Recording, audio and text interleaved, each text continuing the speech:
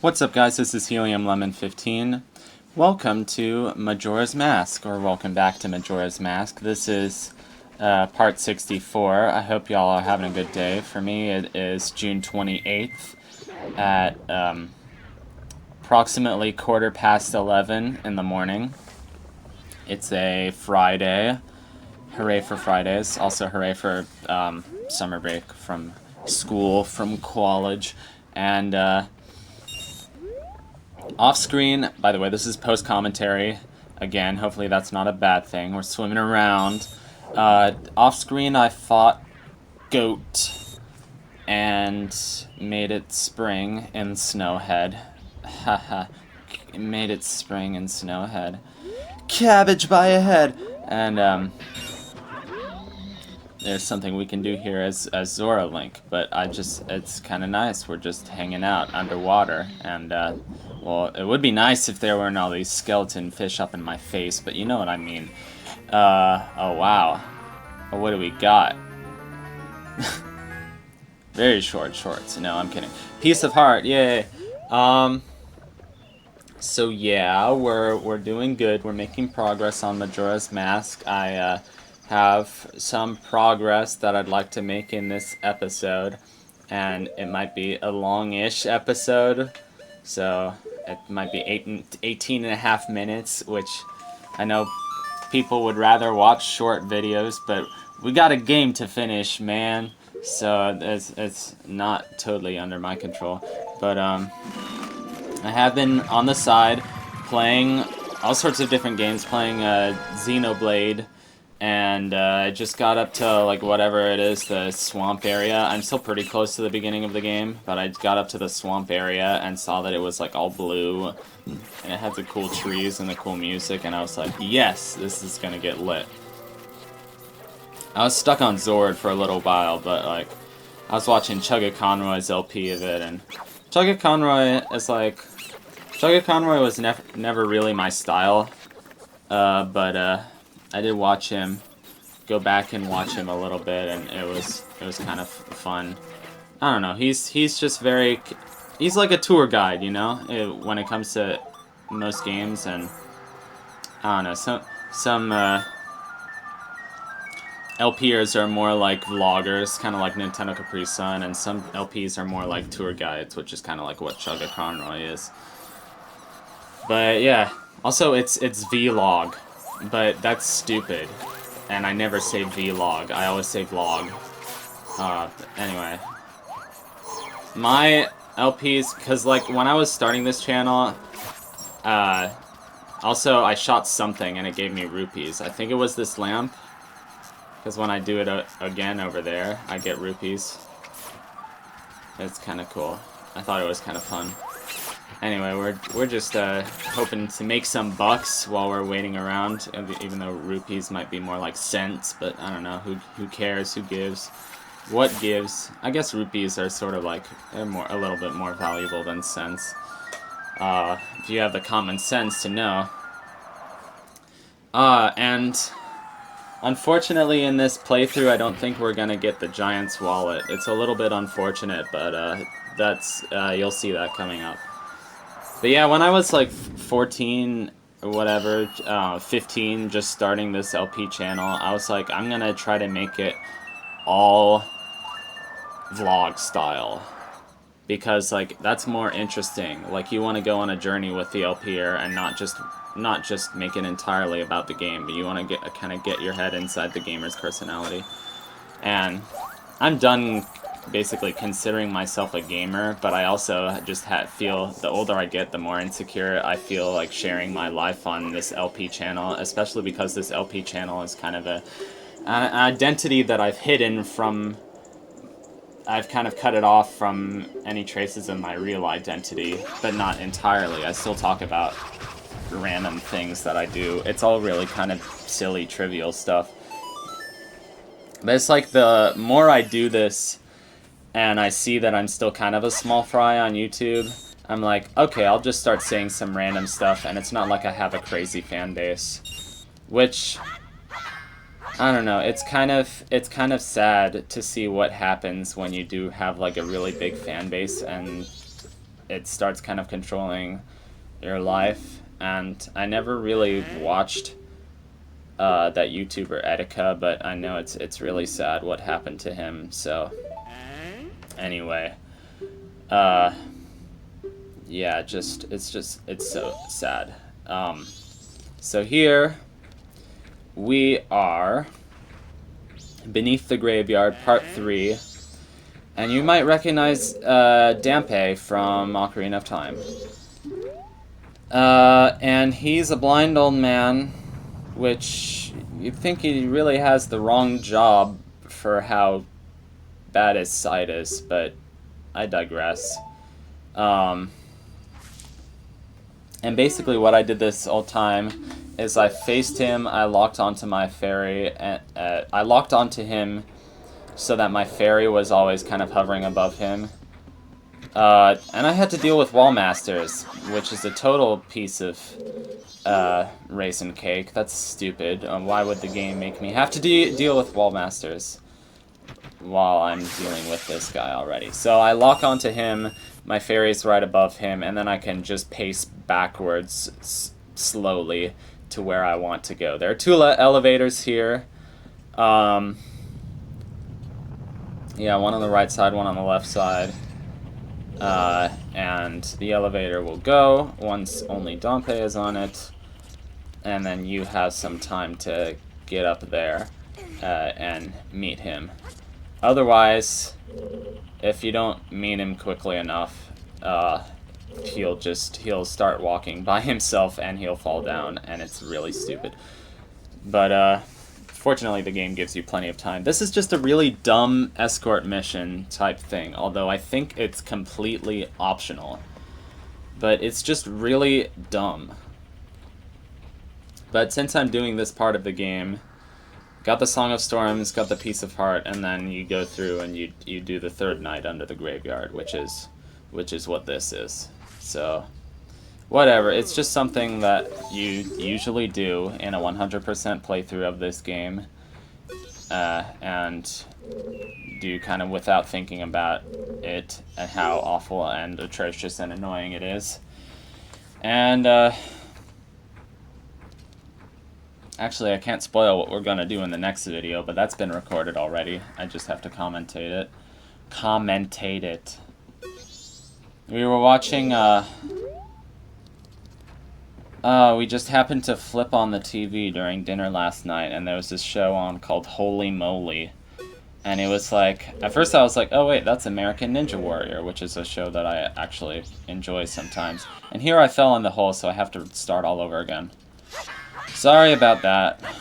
So, all the progress that we have done has been nixed, which is unfortunate, but it'll teach me to be more careful this time. We were watching Holy Moly, and I was like, what is this, American Ninja Warrior? And it was like, no, it was like a show about giant mini golf courses, and it was really stupid. And I recognized like one of the sports commentators as like somebody who was really a comedian, and I was like, well, they're both comedians, and they're doing it as kind of like a joke, like pretending to be sports commentators. But like those kind of shows, part of it is like, you know, like, wow, what a show, and part of it is just like laughing at like slapstick humor, like laughing at all the stupid like obstacles that they have to overcome, like really stupid obstacles, like where you have to balance over a pool of water. That's pretty typical for all of those shows, American Ninja Warrior and whatnot. I don't even know how many clones of American Ninja Warrior there must be. But we were also watching some like public access TV, and I don't know if that's the right word for it, but it was like NYC Life, and they were doing this whole special about like inside a candle factory and how they melt the wax and how they put the wick in, and it was actually really fun to watch. And I love me some Yankee candles, going to the department store and just sniffing Yankee candles. They smell sweet. They smell like the good life. I like apple cinnamon scented candles. Scented candles should just be like a whole like yuppie new age like trend, except it is. No, I don't know. I was watching the Jim Henson Hour, and they had a yuppie ghost story. No. Yeah. Anyway. My friend told me about the Jim Henson Hour, and then I started watching it and finding it. There are, like, parts of it on YouTube, and then, like, full episodes on Dailymotion. And it's brilliant. It's absolutely brilliant. It's so beautiful. Jim Henson is just, I think, one of my heroes. So, almost done with this. This is really dumb. And for a second I was like, wait a second, they didn't make me go on both elevators the first time. I wonder if the position of the blue flames, which turn out to be ghosts, but for right now all we know is that they're blue flames. I figured that they don't change spots every time they respawn, but I'm not completely sure about that. And this was pretty annoying having to do it a second time, but yeah, we did it. Look at this guy shuffling along. Oh my gosh. I'm struggling to make this interesting, but here you go. I mean, it is kind of dramatic because the earthquake's always going in the background, because it's the final day. And I like how there's not only like the spooky like cave music, which the cave music is like a lot sort of spookier in this music. In Ocarina of Time, the cave music always sort of had these like pretty chords to it. In Majora's Mask, the cave music is sort of these like ghostly metallic noises with no real like tonality to them, which is good. Like, not everything has to have tonality, so I'm not saying that as a bad thing. Because I'm a musician, because I know what I'm talking about. Oh, there's something strange about this spot. Is there really? Yep, so we had to do both elevators that time. So it must have changed when it respawned.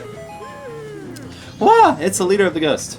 Dampe, you really have the wrong profession if you work in a graveyard and you're scared of ghosts. And this guy kept going outside the wall, and that really annoyed me. So I was like, excuse me, what are you doing? And I think I made a joke about this before, but like, that's one of my favorite things when you're playing like an N64 Zelda and something clips through the wall. Like I just found like a few random clips of like Ocarina of Time where you can see the camera like clipping outside the walls, so you can just see like blue nothingness or like blue sky. Like, especially in like the water temple, like I love that. I don't know, I'm just stupid, I'm just geeky, I like glitches and stuff. You know about the Big Poe, right? Yeah, this boss is kind of boring. So it's like, oh no, the ghost spawns over here, he's gonna fly over to the opposite side of you, and then he's gonna stop for a moment and you have to lock on and shoot him. But I kept being too far away from him to lock on, and then that would happen. So, oh well. But, yeah. Oh my gosh, this guy's annoying. I was really trying to contain my frustration with this guy, but yeah. Oh my gosh. Look at how frustrated I am. You can hear in my voice how frustrated I am, even though I'm watching myself playing this game pre-recorded from the past. And see, I can predict what I'm going to do, or I can predict what my reaction in the future is going to be. No, I don't know.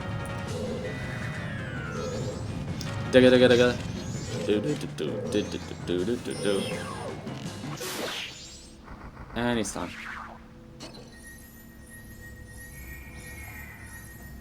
I don't know if you can hear that. There's always like some like construction noises outside my bedroom window. So whatever. And what do we got? What do we got? Let's see the goods. Is the treasure in there? Is the treasure in there? Yep, it's all here. And we got a bottle. Yeah. That's the first time I've seen a bottle in a chest. But whatever.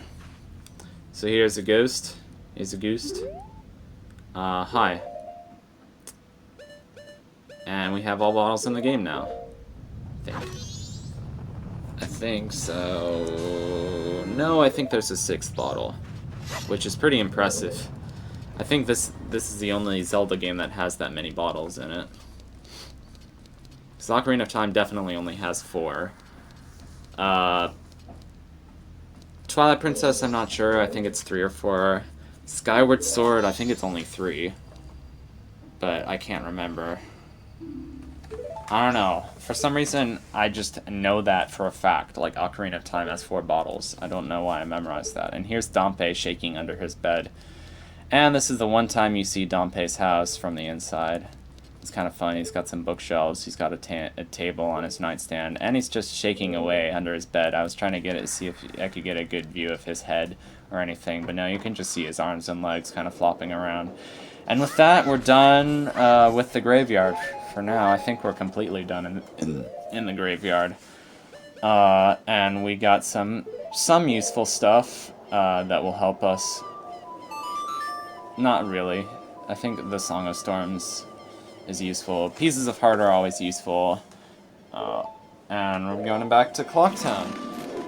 Because if you got a ghost in the bottle, that's usually good news for if you want to go check out Black Market. You know what I'm saying? You know what I'm saying? You know what I'm saying. So let's get up to some shady business and go to the Black Market, check it out, see what's happening.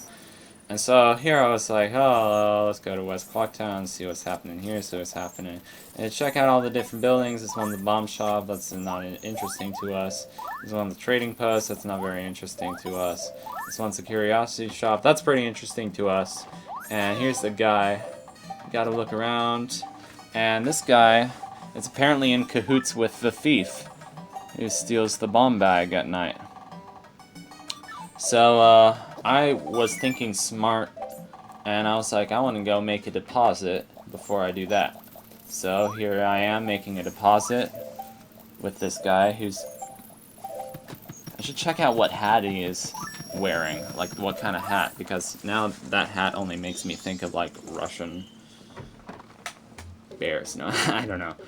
And here we are back in the curiosity shop. I like how he just has a suit of iron knuckle armor back there. I think that's what that is. And I'm gonna sell you my ghost. So yeah, this is totally the black market, and I'm getting lots of moolah for my ghost. And that's it. I think this is also if you get your sword stolen from you and by that bird in Hyrule Field, you can come here to get it checked out. But usually when your sword gets stolen, I just call it a day, and I'm just like, let's start over. I don't want that to happen. I just reset time. Alright. Oh, hi, Mark. Alright, so... I'm gonna deposit my rupees. Or you could just play the rest of the game without the sword, but you would get it back the first day. I'm trying to think of, like, if the game developers designed it so that you never got your sword back without buying it back from the Curiosity Shop. Anyway, that's the end of today's episode. I'll see you in the next one. Have a good one, guys.